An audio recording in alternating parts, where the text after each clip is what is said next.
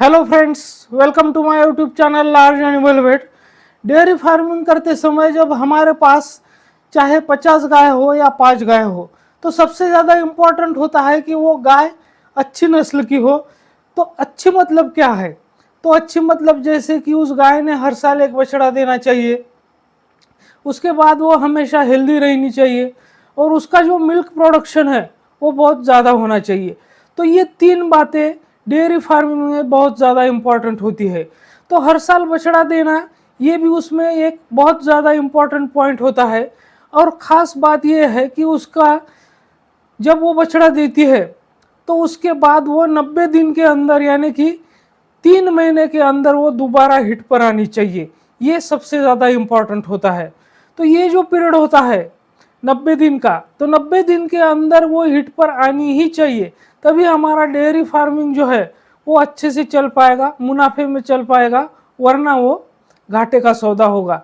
तो इसीलिए मैं कुछ आज आपको पॉइंट्स बताऊंगा कि जिससे आपकी गाय जो हेल्दी भी रहेगी, हमेशा उसका मिल्क प्रोडक्शन भी अच्छा रहेगा और एक साल में एक बछड़ा भी देगी। तो उसके लिए कुछ मैनेजमेंटल पॉइंट्स मैं आपको बताऊंगा कि कैसा उसको मैनेज करना है, तभी वो हमको हर साल एक बछड़ा या बछड़ी देंगी। तो इसी टॉपिक पर आज हम डिटेल से बात करेंगे। लेकिन उससे पहले अगर आप मेरे चैनल से नए जुड़े हैं या अभी तक आपने मेरा चैनल सब्सक्राइब नहीं किया है, तो प्लीज़ मेरे चैनल को लाइक, शेयर और सब्सक्राइब करें।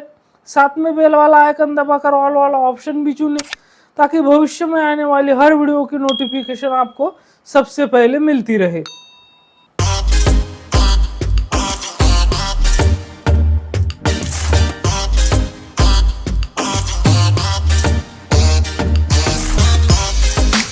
तो ये जो पीरियड होता है गाय ने बछड़ा या बछड़ी देने के बाद, वहां से वो 90 दिन के अंदर यानी कि 3 महीने के अंदर दोबारा हिट पर आनी चाहिए। तो ये सबसे इम्पोर्टेंट बात है। तो इसके लिए हमें क्या करना होगा?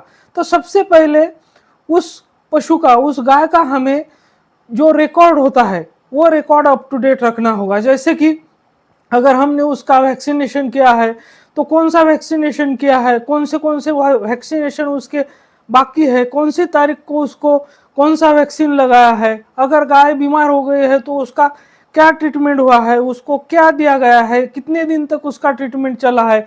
इसके अलावा वो हिट पर कब आई है, उसका आर्टिफिशियल इंसेमिनेशन हमने कब करवाया है, वो मिल्क प्रोडक्शन जो है उसका दूध कितना दे रही है, अगर उसका दूध कम हुआ है तो कितना कम हुआ है, हम उसको खाने में क्या दे रहे हैं, ये सारी बातें जो है तो इसका रिकॉर्ड हमें रखना बहुत ज़्यादा ज़रूरी है। तो ये हो गया सबसे पहला पॉइंट।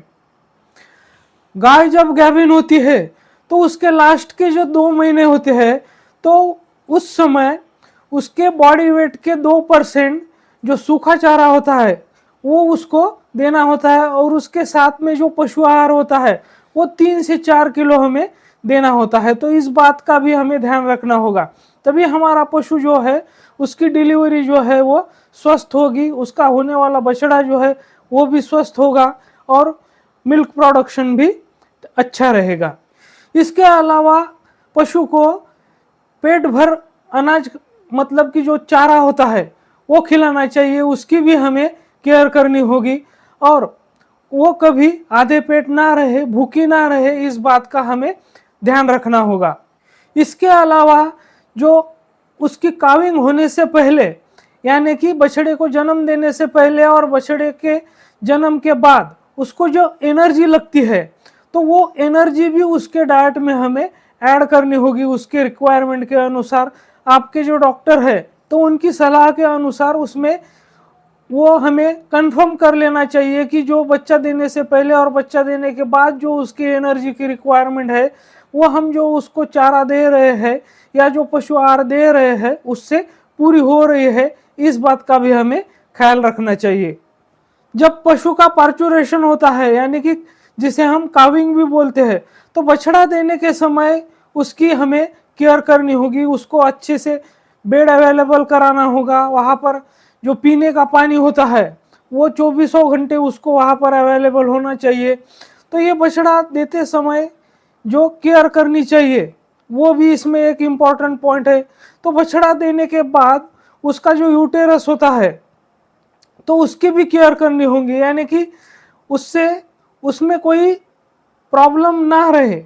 जैसे कि उसके अंदर जो पस हो जाता है, कभी कभी मेट्राइटिस हो जाता है, पायोमेट्रा हो जाता है, उसकी जेर नहीं गिरती है, तो इन बातों का भी हमें ध्यान रखना होगा।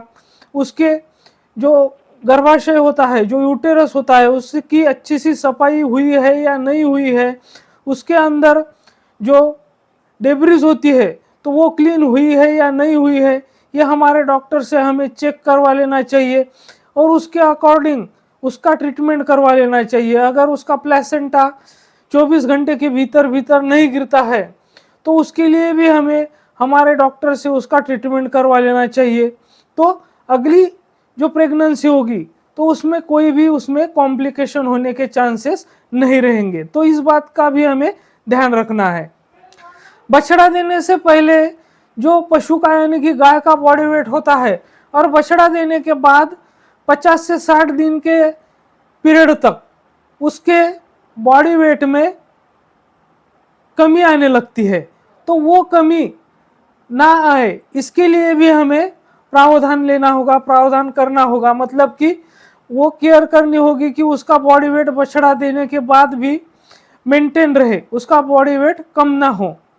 गाय ने बछड़ा देने के बाद 60 दिन के अंदर अंदर अंदर उसने जो हिट के लक्षण होते हैं तो वो दिखाने चाहिए। अगर वो 60 दिन के अंदर अंदर हिट पर नहीं आती है तो जो एक्सपर्ट होते हैं, गायनेकोलॉजिस्ट होते हैं या वेटरनरी डॉक्टर होते हैं, तो उनसे उसकी हमें जांच करवा लेनी चाहिए और जो ट्रीटमेंट उसको लगता है वो जो डॉक्टर बताएंगे उसके अनुसार उसका हमें ट्रीटमेंट कर लेना चाहिए और जल्दी से जल्दी हीट पर आने के बाद उसका आर्टिफिशियल इंसेमिनेशन करवा लेना चाहिए। तो ये बातें कुछ है जो हमें बहुत ज़्यादा ध्यान में रखनी है, बहुत ज़्यादा केयर करनी है। अगर हम इन बातों को ध्यान में रखते हैं और इसके अकॉर्डिंग उसका मैनेजमेंट करते हैं तो हमें उस गाय से हर साल में हम एक बच्चा ले सकते हैं, उससे मिल्क प्रोडक्शन भी अच्छा ले सकते हैं और हमारा जो डेयरी फार्मिंग का जो बिजनेस है वो मुनाफे में चल सकता है। तो इस पॉइंट को हम ध्यान में अगर रखेंगे तो किसी भी सूरत में हमारा जो डेयरी फार्मिंग का बिजनेस है वो लॉस में नहीं जाएगा, वो मुनाफे में ही रहेगा। तो मेरे साथ बने रहने के लिए आपका बहुत बहुत धन्यवाद।